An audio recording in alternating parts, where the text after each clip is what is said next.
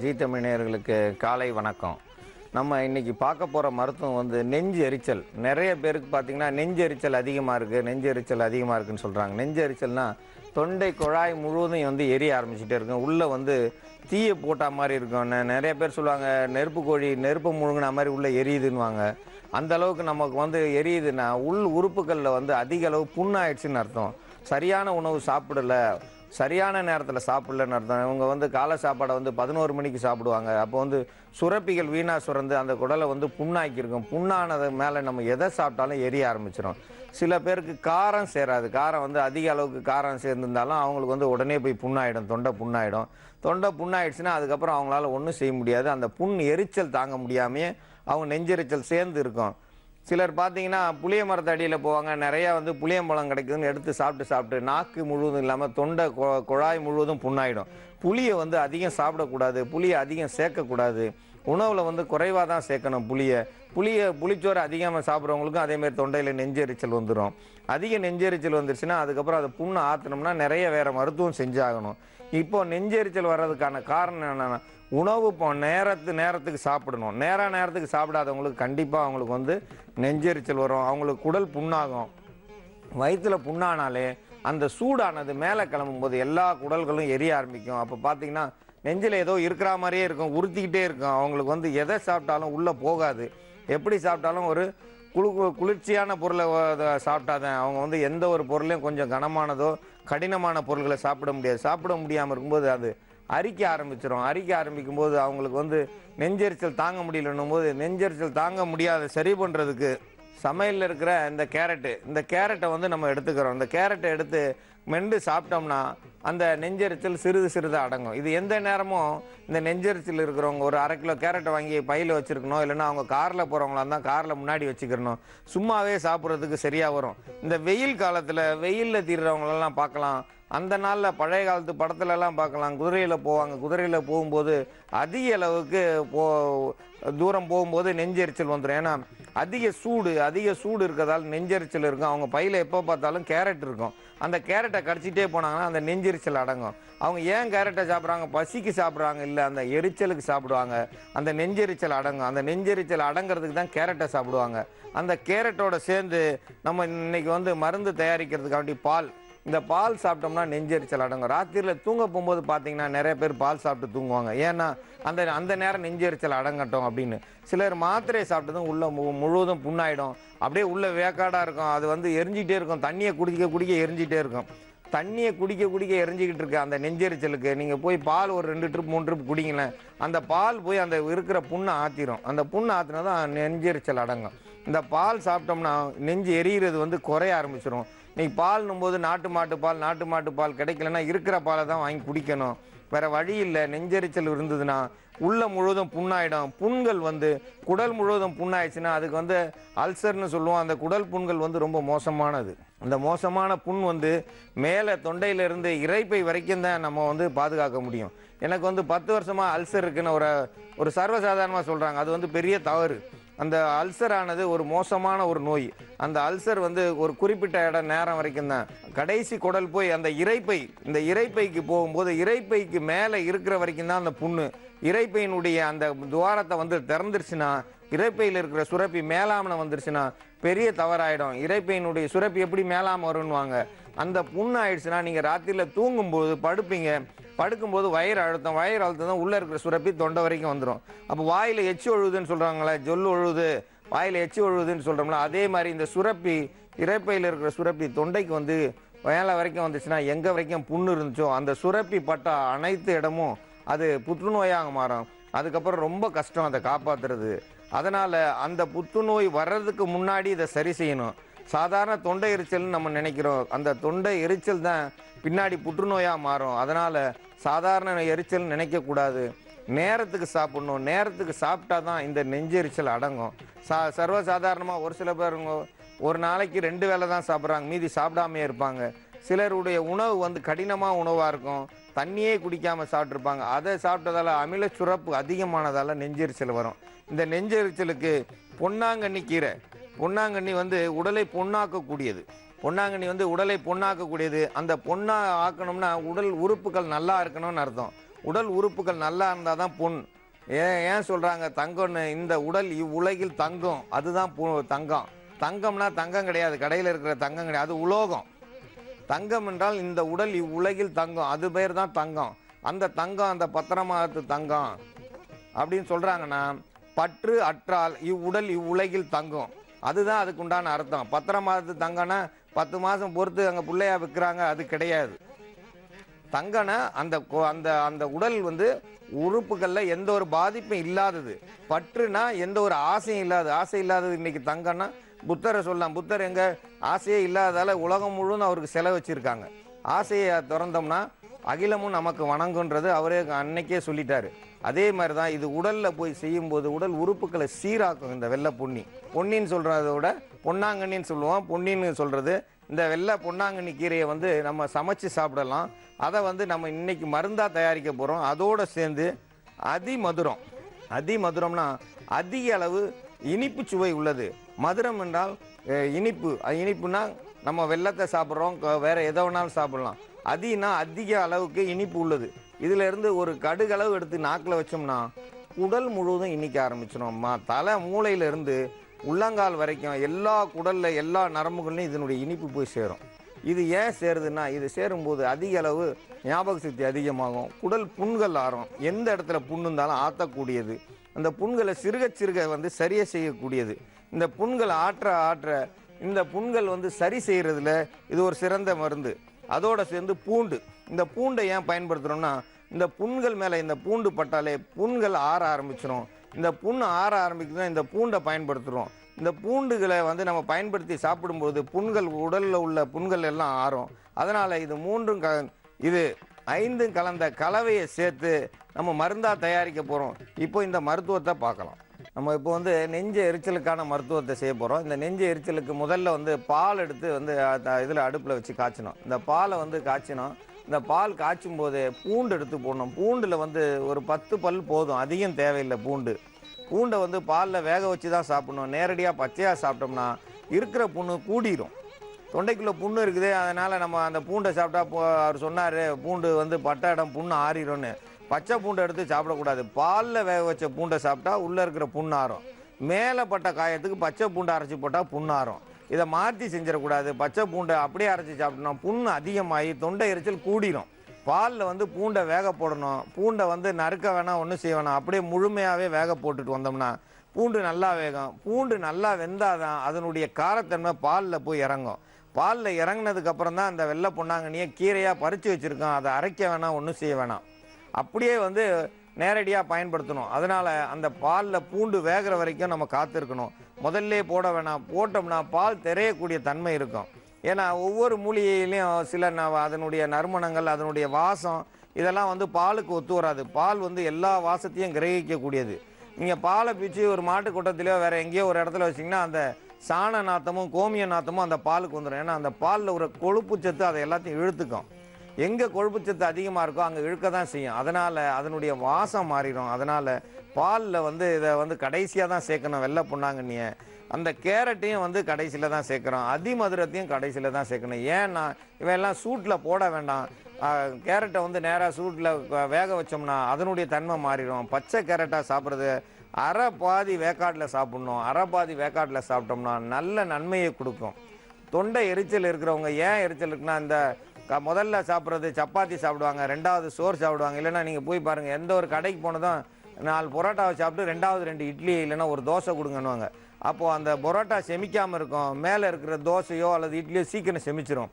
அப்போ செமிச்சதால் உள்ளே எரிய ஆரம்பிச்சிடும். உள்ள குடல் முழுவதும் குடல் எரியும் போது உள்ளே அந்த நம்ம சுரப்பி தான் எரிய வைக்கும். அங்கேருந்து வேறு எதுவும் வரல. நம்ம உடலில் உள்ள சுரப்பிகள் வந்து அதிக அளவுக்கு எரிய ஆரம்பிச்சதுன்னா குடல் பூரா எரிய ஆரம்பிச்சிடும்.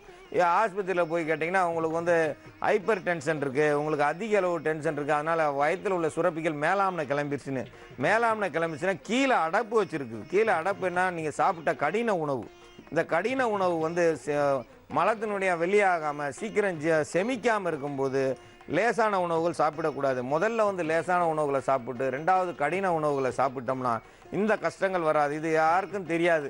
எது கிடைக்குதோ கிடைக்கிறப்பெல்லாம் சாப்பிட்ருவோம். ஒரு கல்யாண வீட்டுக்கு போவாங்க, எது சிக்குதோ முதல்ல அதெல்லாம் சாப்பிட்ருவோம், ரெண்டாவது பந்தியில் ரெண்டாவது பார்த்துக்குறோன்ற ஆள்லாம் இருக்காங்க. அப்படி மாறி மாறி சாப்பிட்றவங்களுக்கு கண்டிப்பாக வந்து நெஞ்செரிச்சல் வரும். அளவுக்கு அதிகமாக சாப்பிடுவாங்க. சில பேர் பார்த்தீங்கன்னா 3 பிளேட்டு 4 பிளேட் சாப்பிட்ற இந்த பெருந்தீனின்னு சொல்லுவாங்க. நான் சொல்கிறது 32 கவாலம். அவங்களாம் 80 கவாலம் சாப்பிட்றவங்க இருக்காங்க. 80 கவாலம் சாப்பிடும்போது குடல் பெருசாயிடும். சுரப்பிகள் வந்து சுரந்து சுரந்து அது சும்மா சோறு கிடைக்கிற நேரம் நிறையா சாப்பிடுவாங்க, கிடைக்காத நேரம் கொஞ்சமாக சாப்பிடுவாங்க. அப்போது முதல்ல நிறையா சாப்பிட்டதால் அந்த உடலில் வந்து சுரப்பிகள் அதிகம் சுரந்துருக்கும். கொஞ்சமாக சாப்பாடு போட்டாலும் அதே அளவு அதிக சுரப்பி சுரந்து குடலை பூரா புண்ணாக்கிரும். அப்போ புண்ணாக்கும் போது நெஞ்செல்லாம் எரிய ஆரம்பிச்சிடும். இந்த வெத்தலைப்பாக்கு போடுறாங்க. இந்த வெத்தலைப்பாக்கு போடும்போது அவங்க உமிழ்நீர் வந்து உள்ளே போய் அந்த புகையில எல்லாம் போடும்போது குடல் முழுவதும் புண்ணாயிடுது. அந்த புண்ணாக இன்னைக்கு போய் பார்த்தீங்கன்னா ஜல்லட கண்ணாக இருக்கும். அந்த தொண்டை குழாயிலேருந்து கீழே வரைக்கும் ஒரு அடியை வெட்டி எடுத்துகிட்டு மீதி ஜாயின் பண்ணிட்டாங்க, பொருதிட்டாங்கன்றாங்க. அதெல்லாம் பொருதாமல் இருக்கணும்னா இந்த வெத்தலைப்பாக்கு சுண்ணாம்பு புகையில போடக்கூடாது. அந்த நாளில் போட்ட வெறும் வெத்தலைப்பாக்கு போட்டாங்க, தவறு கிடையாது சுண்ணாம்பு போட்டது. இன்றைக்கி புகையிலையை அதிகமாக சேர்க்குறாங்க. அன்றைக்கி புகையிலை சேர்த்தது ஒரு மருத்துவ முறைக்கு சேர்த்தாங்க. ஏதோ ஒரு பூச்சி கடிச்சிச்சு அப்படின்னா அந்த புகையிலை வச்சு பயன்படுத்தினாங்க. இன்றைக்கி எல்லாருமே வந்து புகையிலையை பயன்படுத்துறதால புத்துநோய் வருது. இந்த புத்துநோய் வர்றதுக்கு ரொம்ப வேகமாக உதவி செய்யும். அதனால் இவங்கெல்லாம் வந்து சிகரெட்டு குடிக்கக்கூடாது, நெஞ்செரிச்சல் இருக்கிறவங்க குடிக்கக்கூடாது, வெத்தலைப்பாக்கு போடக்கூடாது. இதெல்லாம் செஞ்சாங்கன்னா கண்டிப்பாக அவங்களுக்கு வந்து புற்றுநோய் வரும். புற்றுநோய் ஏன் வருதுன்னா ஏற்கனவே தொண்டை முழுவதும் குடல் முழுவதும் புண்ணாக இருக்குது. அந்த புண் மேலே இந்த புகையினுடைய சாரம் பட்டு அந்த புகையிலுடைய சாரத்தால் அந்த இரைப்பை வந்து திறக்க ஆரம்பிச்சிடும். திறந்துச்சுன்னா உள்ளே இருக்கிற சுரப்பி மேலே வந்துடும். அது தாங்க முடியாமல், மயக்கம் தாங்க முடியாமல், நம்ம அந்த உடலினுடைய அமைப்பு தாங்காமல் உள்ளே இருக்கிற சுரப்பி மேலாமல் வந்துச்சுன்னா அனைத்து புண்களும் புற்றுநோயாக மாறிச்சுன்னா புற்றுநோய் வந்து யாராலையும் சரி பண்ண முடியாது. புற்றுநோய்க்கு வந்து அடையாளம் என்ன போட்டிருப்பாங்க? நண்டு போட்டிருப்பாங்க. ஏன் நண்டை போட்டிருக்காங்க? இந்த பக்கம் அடித்தா அந்த பக்கம் ஓடும், அந்த பக்கம் அடித்தா இந்த பக்கம் ஓடும், இந்த பக்கம் அடித்தா இந்த பக்கம் ஓடும். இந்த இடத்துல ஆப்ரேஷன் பண்ணுறாங்க மார்பகத்தில் புற்றுநோய். இங்கே ஆப்ரேஷன் பண்ணது அடி வயிற்றுக்கு போயிடும். அடி வயிற்றில் ஆப்ரேஷன் பண்ணால் காலுக்கு போயிருக்கும். காலில் ஆப்ரேஷன் பண்ணால் தலைக்கு வந்துடும். ஏன்னா அது நண்டு மாதிரியாம். எந்த பக்கம் போகுது, எந்த பக்கத்துலேருந்து எந்த பக்கம் போகுன்னு யாராலையும் கணிக்க முடியாது. எலும்பில் ஊடுருவிடும். இந்த எலும்பில் ஊடுருவிச்சுன்னா ஒன்றும் செய்ய முடியாது. அதை வர முன்னாடி நம்ம தடுக்கணும். சாதாரண நெஞ்செரிச்சல் எவ்வளவு பெரிய நோயை உண்டு பண்ணுது. நம்ம லேசாக தான் நம்ம நினச்சோம், ஒன்றுமே இல்லைன்னு. அன்றைக்கி அப்புறம் டாக்டர் எல்லாம் ஸ்கேன் பண்ணி பார்த்துருப்பார். பார்த்தது உனக்கு இந்த மாதிரி வந்துருச்சுன்னு. அதுக்கப்புறம் ஐயோ அம்மானாலும் ஒன்றும் செய்ய முடியாது. நெஞ்செரிச்சல் இருக்கும்போதே இதை சரி செஞ்சுக்கணும். இந்த பூண்டு வந்து இப்போ பாலில் வெந்துருச்சு. அதோடு சேர்ந்து இப்போ பொன்னாங்கண்ணி எடுத்து போட்டிருக்காங்க. பொன்னாங்கண்ணி வந்து அரை வேக்காடு வெந்தால் போதும். அதோடு சேர்ந்து நம்ம அதிமதுரம் ஒரு 1/2 கிராம் அளவுக்கு சேர்த்தா போதும். ஏன்னா அது அதிக இனிப்பு உள்ளது. ஆனால் பாலில் சேரும்போது அந்த இனிப்பெல்லாம் காணாமல் போயிடும். அந்த பால் கிரகிச்சிக்கும். அதோடு சேர்ந்த நம்ம பூண்டு எல்லாம் இருக்குது. அந்த பூண்டோடு சேரும்போது அதனுடைய இனிப்புத்தன்மை, அந்த அதிமதுரம்னா அதிக சுவை உள்ள இனிப்பு சுவை உள்ளது. அந்த இனிப்பு சுவையை குறைக்கிறதுக்காக வேண்டி தான் இந்த பூண்டு பால் எல்லாம் சேர்த்துருக்கோம். அதோடு சேர்த்து பொன்னாங்கண்ணி வெந்திருக்கு. கடைசியில் அந்த கேரட்டை வந்து அரைச்சி எடுத்து வச்சுருக்கோம். அது சூடு வெதுவெதுப்பான சூடு இருக்கும்போது தான் சேர்க்கணும். கேரட் வந்து அரை வேக்காட்டில் தான் இருக்கணும், முழு வேக்காட்டில் இருக்கக்கூடாது. அரை வேக்காட்டில் இருந்தாலே போதுமானது. அரை வேக்காட்டில் இருக்கும்போது இதை சேர்த்தாச்சு. இதனுடைய நிறத்தை பார்த்தீங்கன்னா அந்த நிறம் அதனுடைய பசுமை நிறமும் அந்த கேரட்டினுடைய ஆரஞ்சு கலர் நிறமும் சேர்ந்து ஒரு மணமும் சேர்ந்து வரும்போது இது சாப்பிடும் பொழுதே நெஞ்செரிச்சல் அடங்கிடும். ஏன்னா அந்த பூண்டு வந்து சாப்பிட்டீங்கன்னா தான் சுகம் தெரியும். பூண்டு பாலில் வெந்துருச்சுன்னா அந்த பால் வந்து அவ்வளோ சுகமாக இருக்கும். இரவு நேரத்தில் ஒரு 5 பல்லு பூண்டை போட்டு பாலில் வேக வச்சு அதை குடித்தாங்கன்னா ராத்திரியில் ஒரு அந்த என்ன சொல்லுவாங்க, அதிக ரத்த அழுத்தம் இருக்காது. அவங்க நிம்மதியாக தூங்கலாம். அவங்களுக்கு இது மாதிரி கொடுக்கலாம். இந்த நெஞ்செரிச்சல் இருக்கிறவங்க இதில் 2 ஸ்பூன் எடுத்து சாப்பிட்டா போதும், எரிச்சல் உடனே அடங்கும். இது மாதிரி அவங்க வந்து ஒரு வாரத்துக்கு சாப்பிட்டாங்கன்னா எரிச்சல் அடங்கிரும். அதுக்கப்புறம் தொடர்ச்சியாக எப்பயும் சாப்பிட்ற நல்ல உணவுகளை சாப்பிடணும். இந்த கடின உணவுகளை சாப்பிடக்கூடாது. சீக்கிரம் செமிக்கிற உணவு சாப்பிடணும். தேவையில்லாமல் அதிக கோவப்படக்கூடாது. அதிக கோவப்பட்டாலும் அந்த நெஞ்செரிச்சல் வந்துடும். ஏன்னா வயிற்றுக்குள்ளே இருக்கிற அமிலம் மேலே தொண்டைக்கு வந்தால் தான் கோவமே வரும். கோவம் வந்தவங்களுக்கு கண்ணை பார்த்தீங்கன்னா எரிய ஆரம்பிச்சிடும். கண் எரியுதுன்னா அந்த சுரப்பி வந்து குடல் வரைக்கும் மேலே வந்துடும். மேலே வந்து தொண்டையினுடைய எரிச்சல் அதிகரிக்கும். அந்த தொண்டையினுடைய எரிச்சல் அடங்கிறதுக்கு இது ஒரு சிறந்த மருந்து. இந்த மருந்தை யாருக்கு வேணாலும் கொடுக்கலாம். குழந்தைக்கு 1 ஸ்பூன் கொடுக்கலாம், யார் வேணாலும் சாப்பிடலாம். இதை சாப்பிட தொண்டை சுகமாக இருக்கும், நல்ல ஒரு நிலையில் இருப்பாங்க. அவங்களுடைய தொண்டை எரிச்சல் நோய் சரியாகும். இதற்கு இந்த மருந்தை பயன்படுத்த வேண்டும் என்று கேட்டுக்கொள்கிறேன். அன்பார்ந்த நேயர்களே, நமது நிலையத்துக்கு வந்த கடிதத்தில் சேகர் என்பவர் வேலூரிலிருந்து கடிதம் எழுதியிருக்கிறார். அவருக்கு வந்து கல் அதிகமாக இருக்குது, சிறுநீரகத்தில் கற்கள் வந்து 5.5 mm இருக்குதுன்னு சொல்லி எழுதியிருக்காரு. இதுக்காண்டி வாழைத்தண்டு சாறு 5 நாளாக குடிச்சிருக்கோம். 5 நாளாக குடித்து கல் வெளியாகலைன்னு சொல்லி எழுதியிருக்காரு. கல் வெளியாகிறதுக்கு வாழைத்தண்டு சாறு குடித்தா கண்டிப்பாக வெளியே வராது. காரணம், கல் வர்றதுக்கு வாழைத்தண்டு சாறு அந்த நாளில் சாப்பிட்டோம்னா அன்னைக்கு இருந்த கல் வேறு. அன்னைக்கு நம்ம அரிசியை வந்து கைக்குத்தல் அரிசி அந்த வந்து நிலத்திலேயே அறுத்து அடித்து, இந்த நெல்லை வந்து நிலத்திலே அடித்து குமிப்பாங்க. அடித்து குமித்த நெல்லை வந்து அள்ளும்போது கீழே கல் இருக்கும், மணல் எல்லாம் கலந்து வரும். அந்த நெல்லை கொண்டு போய் நம்ம அவிச்சு அரைச்சோம்னா அந்த அரிசியில் கண்டிப்பாக கல் இருக்கும். இன்றைக்கி இருக்கிறது வந்து எல்லாமே இயந்திரமயமாக இருக்குது. அதனால் இயந்திரமயமாக இருக்கிறதால ஒரு கல் கூட வராது. ஒரு கல் கூட வராமல் அப்படியே கல் வந்தாலும் இன்றைக்கி கல்லை வந்து பிரித்து எடுக்கிற இயந்திரங்கள் வந்துடுச்சு. அந்த பிரித்து எடுக்கும்போது ஒரு கல் கூட இருக்காது அரிசியில். அப்படி இருக்கும்போது வயிற்றில் போய் கல் சேருதுன்னா அது உரம்தான் வந்து கல்லாக மாறுமே தவிர நம்ம கீழே இருக்கிற மணலோ கல்லோ போய் நம்ம வயிற்றுக்குள்ளே சேரலை. கீழே இருக்கிற கல் மண் போய் சேர்ந்தால் அந்த வாழைத்தண்டு சாறு கண்டிப்பாக அது வந்து உதவும். இன்றைக்கி வந்து கீழே இருக்கிற மண்ணும் கல்லும் கிடையாது, அது எல்லாமே உரக்கழிவுகள் போய் இருக்கும்போது அந்த கல்லினுடைய நிறத்தை பார்த்தீங்கன்னா சாதாரண ஒரு காப்பி தூள் நிறத்தில் இருக்கும், காப்பி கலர் நிறத்தில் இருக்கும். சில கல்கள் வந்து உள்ளே பார்த்தீங்கன்னா கருப்பு நிறமாக இருக்கும். அது எந்த ஒரு இதுக்கும் உடையாது. அதனால் இந்த வாழைத்தண்டு சாறுக்கு சாப்பிட்டோம்னா நமக்கு தான் உடல் பலம் போயிடும். ஒரு நாளைக்கு சாப்பிட்டாலே குறைஞ்சது ஒரு 15 நாளைக்கு நமக்கு அசதியாக இருக்கும். 5 நாள் சாப்பிட்டா அவங்களுக்கு எத்தனை நாள் அசதியாக இருக்குன்னு தெரிஞ்சுக்கிங்க. ஒரு மாதம்லாம் அவங்க வாழைத்தண்டு சாறு சாப்பிட்டாங்கன்னா 1 வருஷம் அவங்களால நடக்க முடியாது. தசைகள் எல்லாமே புடிப்புட்டு போயிருக்கும், எலும்பும் தசையும் பிரிஞ்சு போயிடும். அதனால் தயவுசெய்து வாழைத்தண்டு சாறு கல்லுக்கு வந்து சாப்பிடாதீங்க. கல்லுக்கு வாழைத்தண்டு சாறு சாப்பிட்டிங்கன்னா கண்டிப்பாக கல் வெளியாகாது. கல் வெளியாகணும் அப்படின்னு நம்ம நினைக்கிறோம்னா கல் உருவாகிறத முதல்ல தடுக்கணும். கல் உருவாகிறது எதனால் உருவாகுதுன்னா, நம்ம பாரம்பரிய உணவு எடுத்துக்கிட்டால் கல் உருவாகாது. கல் உருவாகாமல் இருக்கணும்னா பாரம்பரிய உணவு எடுக்கணும். ஒரு நேரம் மத்தியானத்தில் கூழ் குடிக்கணும். கூழ் எந்த கூழாவது, கேப்பக்கூழோ கம்மங்கூழோ சோளக்கூழ் இந்த மாதிரி கோதுமை கூழ் கூட குடிக்கலாம். இப்போ எந்த கூழ் கிடைக்கலனாலும் அன்னைக்கு வந்து அரிசி கஞ்சி கூழ் குடிப்பாங்க. இன்றைக்கி அரிசி எல்லாருக்கும் இருக்குது. முந்தி வந்து எல்லாருக்கும் அரிசி கிடைக்காது, ஏதோ ஒரு பெரிய வீட்டில் மட்டும்தான் அரிசி இருக்கும். அதனால் அரிசியை வந்து குழந்தைங்க பார்க்குறது அதிசயமாக இருக்கும். அதனால் சோறை பார்த்தாலே அதிகமாக சாப்பிட ஆரம்பிக்கும். இன்றைக்கி எல்லாருக்கும் சோறை கண்டாலே வெறுப்பு வருது. அந்த சோறு சாப்பிட்றதால அந்த சோத்தில் உள்ள அந்த உரத்தினுடைய கழிவுகள் வந்து நம்ம உடம்புல போயிடுது. சாப்பாட்டில் மட்டும் இல்லை, பருப்பு கீரை வகைகள் எல்லாத்துலேயும் இன்றைக்கி மருந்துகளையும் உரத்தையும் போடுறதால அந்த உரத்தினுடைய தன்மை தான் கல்லாக உற்பத்தி ஆகுது. அந்த கல்லுக்கு வாழைத்தண்டு சாறு வந்து கண்டிப்பாக பயன்படாது. வாழைத்தண்டு சாறு சாப்பிட்டிங்கன்னா கண்டிப்பாக உடல் பலவீனம் ஆயிடுவீங்க. இந்த கல்லை வெளியெடுக்கிறதுக்கு புளிச்ச மோர் வந்து ஒரு 250 மில்லியும், முள்ளங்கி சாறு ஒரு 250 மில்லியும், ரெண்டும் சேர்த்து ஒரு 1/2 லிட்டர் அளவுக்கு காலையில் வெறும் வயிற்றில் குடிச்சிங்கன்னா கல் எவ்வளவு வலி உள்ள உங்களுக்கு சிறுநீரகம் வலி இருந்தாலும் வயிற்றில் வலி இருந்தாலும் அந்த வலி வந்து ஒரு 15 நிமிஷத்தில் கண்டிப்பாக வலி குறைய ஆரம்பிச்சிடும். சிறுநீரகத்தில் இருக்க கல் வந்து வெளியாக ஆரம்பிச்சிடும். இது ஒரு 3 நாள் சாப்பிட்டா போதும். முள்ளங்கி சாறும் மோரும் சாப்பிட்டா உடல் பலம் வந்து குறையவே குறையாது, உடல் பலம் கூடும். வாழைத்தண்டு சாப்பிட்டிங்கன்னா உடல் பலம் குறையும். உடல் பலம் குறைஞ்சின்னா உங்களால் நடக்க முடியாது. நடக்க முடியாமல் இருக்கும்போது இடுப்பு எலும்பெல்லாம் வலிக்க ஆரம்பிச்சிடும். அதனால் வாழைத்தண்டு சாறு எடுக்காதீங்க. முள்ளங்கி எந்த முள்ளங்கி அப்படின்னு சிலர் பேர் நிறையா கேட்குறாங்க. சிகப்பு முள்ளங்கியா வெள்ளை முள்ளங்கியான்னு. ஏதாவது ஒரு முள்ளங்கினா நம்ம வந்து இந்த நிறத்தில் தான் இருக்கணும், இந்த அளவில் தான் இருக்கணும்லாம் இல்லை. முள்ளங்கி எடுத்து ஒரு 250 மில்லி அளவுக்கு சாறு எடுத்து அந்த சாரோட சேர்ந்து புளிச்ச மோர் 2 நாள் புளிக்க வச்ச மோர் இருக்கணும். அந்த மோரை குடித்தாலே கண்ணு வரைக்கும் புளி போடணும். கண்ணை குடிக்கும் போதே சில பேர் கண்ணை மூடுவாங்க. ஏன்னா புளிச்ச மோர் குடிக்க சொல்கிறேன்னா அந்த நாளில் புளிச்ச தண்ணி குடிக்கணும்.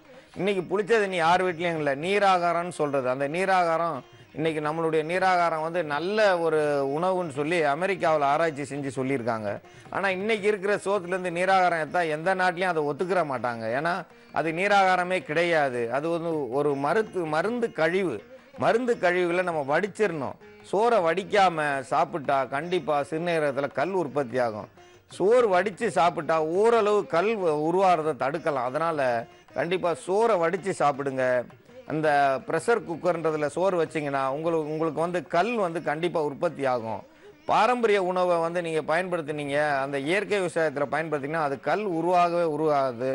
உருவாகக்கூடிய நிலையில் இருக்கிற அந்த கல்லை வந்து உடைக்கக்கூடியது. அதனால் பாரம்பரிய அரிசிகளையும் சிறுதானியங்களையும் சாப்பிடுங்க. இந்த முறையில் பயன்படுத்தினீங்கன்னா அந்த கல் வெளியாகும். அதை விட்டுட்டு நம்ம வாழைத்தண்டு சாறு தான் நான் சாப்பிடுவேன்னு நிறைய பேர் சொல்லியிருக்காங்க. நம்ம முன்னோர்கள் சொன்னாங்க, இல்லைன்னு சொல்லலை. வாழைத்தண்டு பொரியல் சாப்பிட்டா கல் வெளியில் வரும் அன்னைக்கு. அது கல் வேற, இந்த கல் வேற. அதனால கண்டிப்பாக கல்லுக்கு வாழைத்தண்டு சாறு அது இனி தேவையில்லாத ஒன்று. வாழைத்தண்டு சாப்பிட்டா நம்ம இன்னைக்கு இருக்கிற உணவில் எல்லாருக்குமே பலம் இல்லாமல் போயிருக்கு. அரிசியில் உள்ள சத்துக்கள் இல்லை, பருப்புகளில் உள்ள சத்துக்கள் இல்லை, எந்த ஒரு உணவுப் பொருளையும் சத்துக்கள் இல்லை. அதனால் உணவுப் பொருள்களில் சத்துக்கள் இல்லாத நம்ம உடம்புல இருக்கிற சத்தையும் வெளியேற்றிட்டோம்னா நடக்க முடியாது, நிற்க முடியாது. நடந்து போகும்போது உங்கள் கையில் இருக்கிற பை உங்களை விட்டு தன்னால் விழுகும்னா நீங்கள் வாழைத்தண்டு சாறு சாப்பிட்ருக்கீங்கன்னு நம்ம கண்டுபிடிச்சிடலாம். ஒருத்தர் வந்து நான் எதுவும் இல்லை, நான் கையை இப்படி தூக்கி காமிச்சா இந்த சதை வந்து கீழே இறங்கி தொங்கும். அப்படியே பார்த்துலாம் அவங்க வந்து வாழைத்தண்டு சாறு சாப்பிட்றாங்கன்னு எலும்பும் சதையும் ஒட்டாமல் இருக்கும். அப்போ பெண்கள் பார்த்தீங்கன்னா கையை தூக்குவாங்க, அந்த சதை வந்து கீழே விழுங்க. அப்போ நினச்சிக்கலாம் இவங்க வந்து அதிகமாக வாழைத்தண்டு சாப்பிட்றாங்கன்னு. வாழைத்தண்டு சாப்பிட்றவங்களுக்கு சதைகள் வந்து இறுக்கமாக இருக்காது. அவங்க உடம்பு எல்லாம் தொலைன்னு இருக்கும். அவங்க உடம்பு வந்து இறுகவே இருக்காது. அது வந்து சதையும் எலும்பையும் பிரித்து வைக்கக்கூடியது வாழைத்தண்டு சாறு. தயவுசெய்து வாழைத்தண்டு சாறு சாப்பிடாதீங்க. வாழைப்பூவை சாப்பிடுங்க. வாழைப்பூ நல்லதை செய்யும். அதனால் வாழைத்தண்டு சாறு சாப்பிடாம முள்ளங்கி சாறையும் மோரையும் கலந்து சம அளவு குடிச்சிங்கன்னா உங்கள் கற்கள் எல்லாம், சிறுநீரக கற்கள் எல்லாம் வெளியாயிரும். இந்த முறையை பயன்படுத்தி பயன்பெற வேண்டும் என்று கேட்டுக்கொள்கிறேன்.